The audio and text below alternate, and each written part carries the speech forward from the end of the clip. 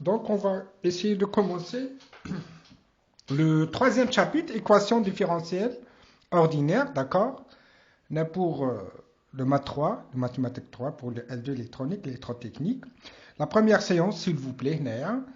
Donc, grand 1, équation différentielle du premier ordre. On va commencer par les équations différentielles, premier ordre. Point. C'est une équation du type y' est égal à h de xy. Donc, h est une fonction, comme par exemple la fonction f, etc. Donc, y' est égal à h, x, y. Des pointillés, par exemple, ça, on l'appelle l'équation E. Où h est une fonction d'une partie D inclus dans R au carré. Hein, un ensemble D qui est inclus dans le R au carré dans R. Le y' à quoi est égal?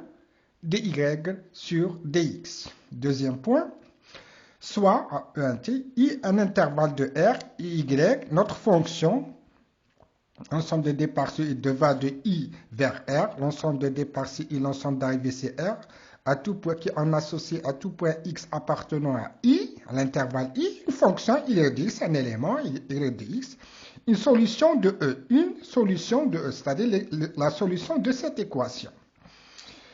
Le graphe de la solution y est appelé bien sûr courbe intégrale de E. Courbe intégrale de E. Résoudre, troisième point, résoudre ou intégrer l'équation E revient à déterminer les solutions de E. Il existe différents types d'équations différentielles d'ordre A. Donc, on va commencer les équations différentielles de premier ordre. On va voir des exemples, des exercices. Ça va être facile, bien sûr. Donc, équation différentielle à variables séparées.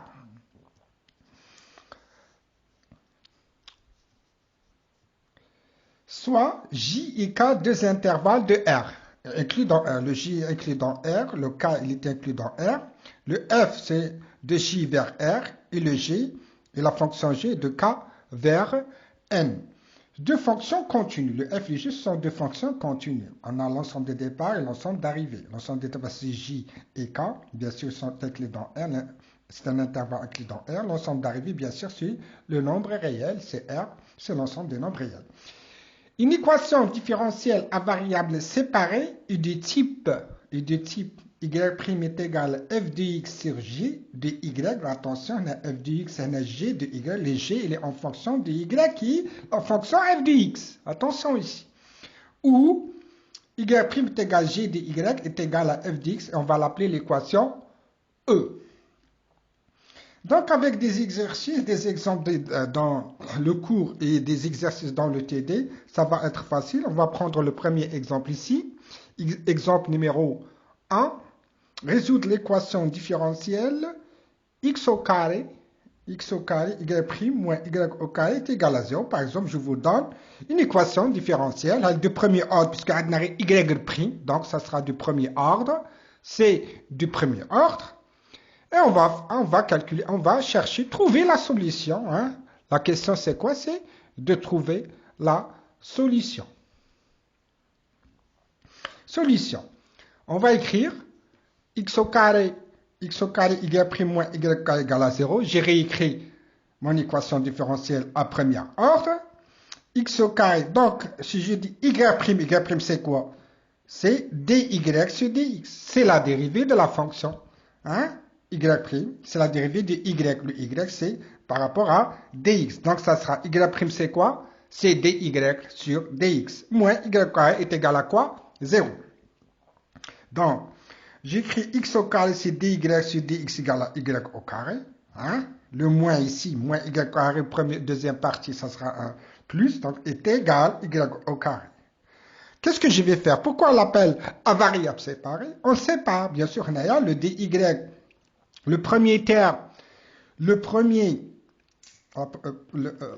membre de les y, que les y, le deuxième membre de l'équation que dx. Donc ça sera dy sur y au carré est égal à quoi? Dx sur x au carré. Donc le dy par ici, d'accord? Le y on fait ici et le x au carré sur dx, ça va devenir dx sur x au carré. C'est pourquoi on l'appelle séparé. Donc on sépare les y ici et les dx ici. Et on fait l'intégrale. Ça est égal à ça. Donc l'intégrale de ça est égale bien sûr l'intégrale de ça. Donc l'intégrale de y au carré, c'est l'intégrale de x, c'est x au carré. L'intégrale de dy au carré, ou bien on l'écrit, c'est l'intégrale y moins 2 dy. 1 sur y au carré, c'est y moins 2. L'intégrale dx, c'est x au carré, c'est x moins 2, le dx. Là, c'est simple. Si j'intègre y moins 2, tout le monde sait bien sûr comment intégrer l'intègre y moins 2. Hein, c'est simple. Hein, donc, y moins 2, son intégrale, c'est moins 2 y, moins 2 plus 1. Ça sera moins 2 plus 1, ça sera moins 1. Là, c'est facile. Et l'intégrale de x moins 2, bien sûr, ça sera moins x moins 1. Plus c, une constante c de l'intégrale le c appartient à r, etc. Donc, moins y moins 1, ça sera moins 1 sur y, moins 1 sur y, est égal, moins x moins 1, ça sera moins 1 sur x plus c. Là, c'est bon, maintenant, moins 1 sur y, moins 1 sur y est égal à quoi? On a le x, dénominateur commun, ça sera moins 1 plus cx, et c'est bon, ça sera, je multiplie ici moins et je multiplie ici par moins, ça sera moins 1 sur y, c'est 1 sur y. 1 moins cx sur x. Et je trouve bien sûr le y qui est égal à quoi? X sur 1 moins cx, le c appartient à r. Là, c'est simple.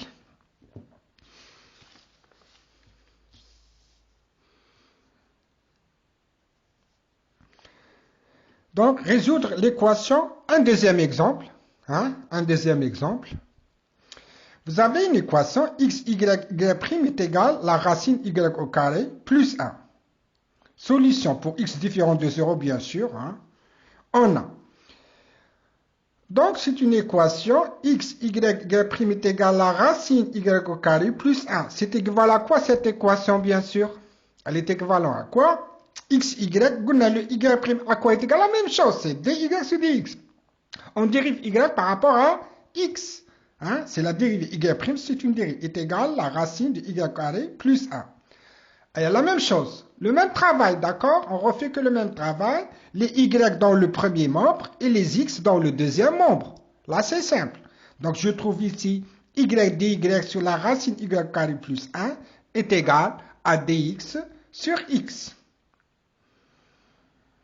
Quoi encore? Dx est égal à y sur la racine y carré plus 1 dy est équivalent à quoi? Bien sûr, si a est égal à b, je peux l'intégrale de a est égal à l'intégrale de b. Donc, l'intégrale de dx sur x, l'intégrale de dx est égale à l'intégrale de y, la racine y carré plus 1 dy. Donc, j'ai fait le 2 et 2, je peux le supprimer. Donc, ça, c'est ça, puisque 2 sur 2, c'est 1. Pourquoi on a fait ça? On va voir, on va revenir. Bien sûr, là, c'est facile. L'intégrale de dx sur x, c'est quoi? C'est log de x, la valeur absolue de x. Attention, puisque le x doit être supérieur strictement à 0.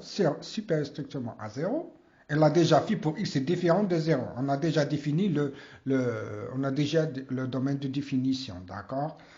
Donc, et là, la racine, l'intégrale de y sur 2, la racine y plus 1, c'est la racine y plus 1. On a déjà fait ça, donc, vous pouvez utiliser la fonction qu'on a déjà vue, l'intégrale de dy sur y' est égale à moins 1 sur n moins 1 y n moins 1. On l'a déjà fait, il faut revoir les séances qu'on a déjà vues. On ne va pas les répéter. Plus 1. Plus, bien sûr, une constante, c'est 1 appartenant à R. Donc, l'intégrale log de x est égale à la racine y carré plus 1 plus 1. Regardez ici, qu'est-ce que je vais faire? Entrer l'exponentielle. Donc, je fais écrit exponentielle. Regardez ici.